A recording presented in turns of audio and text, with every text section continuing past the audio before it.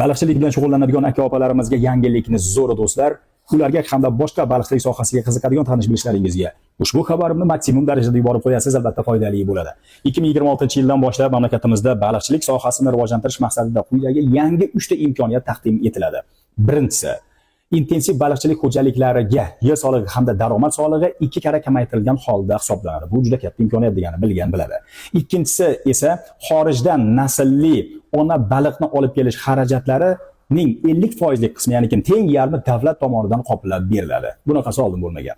Uchinchi muhim yangilik esa intensiv baliqchilik xo'jaligini tashkil etmoqchi bo'lgan tadbirkorlar agar xorijdan inkubator deymiz, laboratoriya deymiz, yopiq suv havzalarini tashkil etish bilan bog'liq bo'lgan texnologiyalarni olib keladigan bo'lsa, endi ular 2026-yildan boshlab bojxona boji to'lashdan to'liq ozod etilishadi. Yana bir muhim ma'lumot do'stlar, 2026-yildan boshlab intensiv baliqchilik xo'jaligi tizimiga o'tmagan, ko'llardan eskicha, samarasiz foydalanayotgan baliqchilik xo'jaliklariga yer solig'i oshirilgan qiymat asosida hisoblanadi.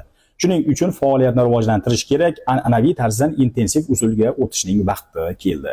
Baliqchilik sohasiga berilayotgan imkoniyatlardan, imtiyozlardan albatta foydalanish kerak. Agar baliqchilik sohasida ilmingiz bo'ladigan bo'lsa, bilimingiz va tajribangiz bo'ladigan bo'lsa, yaxshi faoliyatni yo'lga qo'yib, yaxshigina daromad topishingiz ham mumkin. Do'stlar, qishloq xo'jaligi sohasidagi mana shunday berilayotgan subsidiyalar, imkoniyatlar, imtiyozlar haqida o'z vaqtida xabardor bo'lish uchun Kamiyani ijtimoiy tarmoqdagi sahifalarini albatta kuzatib boring hamda obuna bo'ling. O'zingizni ehtiyot qiling.